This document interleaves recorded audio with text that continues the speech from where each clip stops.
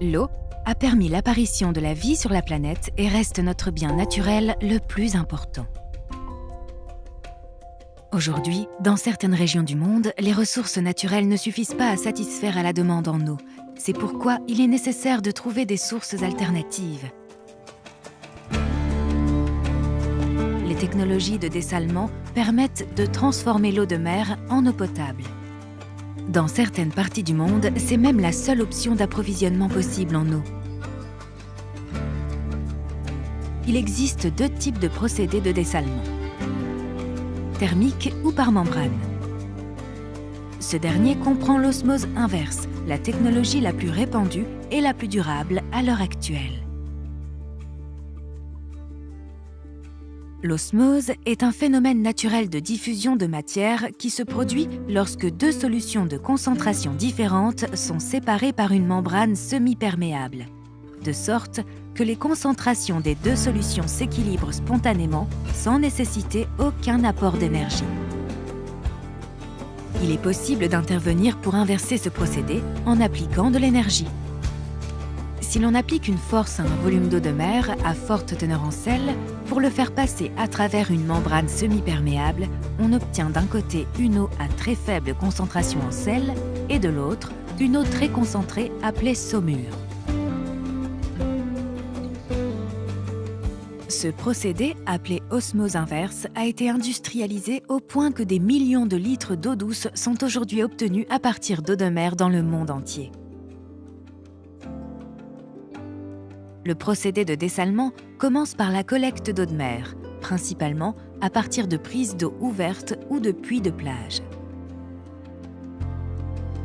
Les prises d'eau ouvertes permettent de capter des débits d'eau plus importants et représentent donc la méthode la plus recommandée pour les grandes usines de dessalement.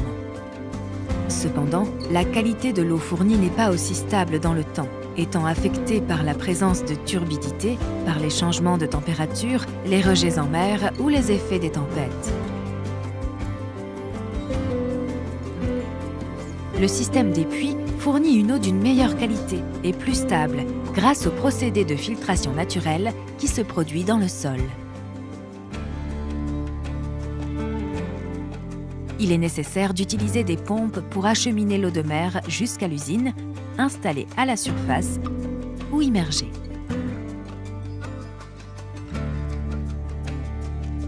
Dans le cas de pompes immergées, l'eau de mer pénètre à travers les trous des roues de la pompe où elle est propulsée radicalement sous l'effet de l'action centrifuge. Ces roues sont liées à un seul arbre, entraîné par un moteur à induction. L'alternance de roues et de diffuseurs augmente la pression à chaque étape jusqu'à atteindre une pression suffisante permettant de pousser l'eau de mer jusqu'à l'usine de dessalement. L'eau de mer doit être plus ou moins pré-traitée selon le type de captage et les caractéristiques physico-chimiques de l'eau. Pour cette première étape de pré-traitement, la technologie la plus couramment utilisée est la filtration avec des substrats de différentes granulométries. La plupart des solides en suspension supérieurs à 20 microns sont retenus ici. Ces filtres s'encrassent et perdent de leur efficacité au fur et à mesure qu'ils sont utilisés et qu'ils retiennent des matières solides. Ils doivent donc être régulièrement lavés à contre-courant.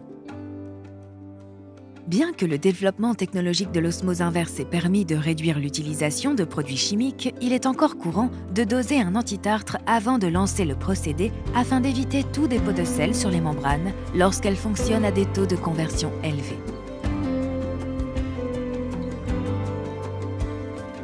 Les filtres à cartouches constituent un système de sécurité supplémentaire installé avant des pompes et des membranes d'osmose inverse et assurent leur protection en retenant les microparticules qui ont dépassé les étapes de pré-traitement précédentes.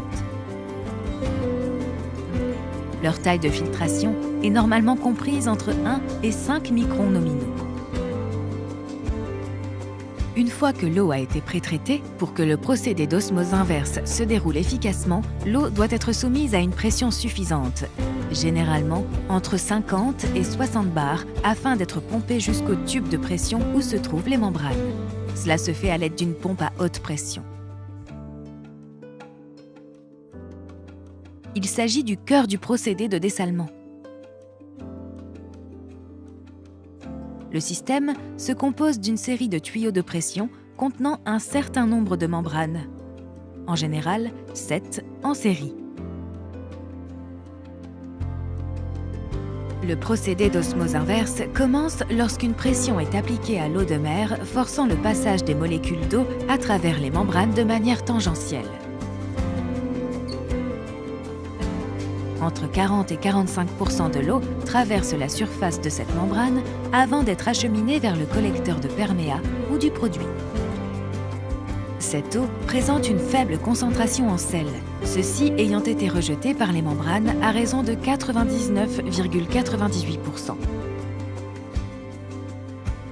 L'autre partie de l'eau, environ 60%, sort des tubes de pression qui soutiennent les membranes avec une grande quantité de sel, tout en conservant une pression élevée. Ce courant d'eau est appelé saumure. L'énergie contenue dans le courant de saumure sous forme de pression est exploitée par des dispositifs de récupération d'énergie, permettant ainsi de réduire la consommation totale du procédé de dessalement.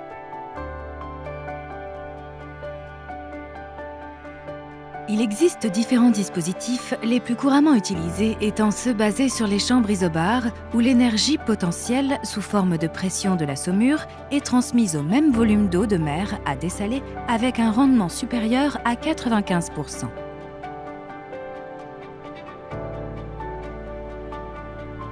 L'eau de mer sortant du récupérateur d'énergie n'a pas la même pression que l'eau de mer sortant directement de la pompe à haute pression. Il est nécessaire de procéder à un pompage supplémentaire au moyen d'une pompe booster afin d'égaliser la pression d'alimentation des deux flux d'entrée dans les tubes de pression.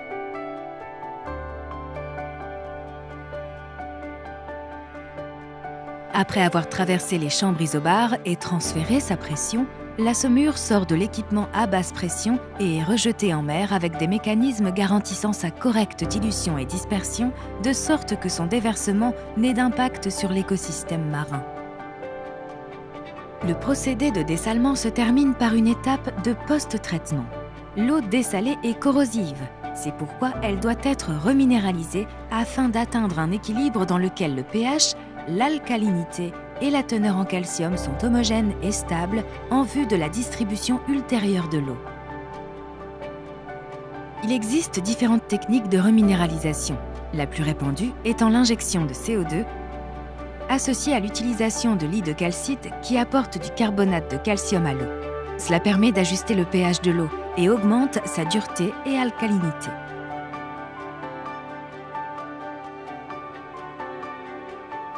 Une fois l'eau reminéralisée, et si celle-ci est destinée à la consommation humaine, une chloration est effectuée dans les réservoirs de distribution afin de respecter la législation sanitaire en vigueur.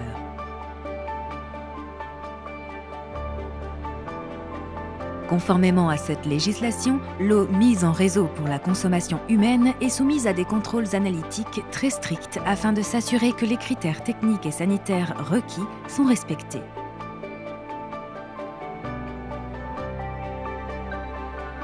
Enfin, l'eau est distribuée à la ville, à l'agriculture et à l'industrie au moyen de réseaux hydrauliques et de systèmes de pompage.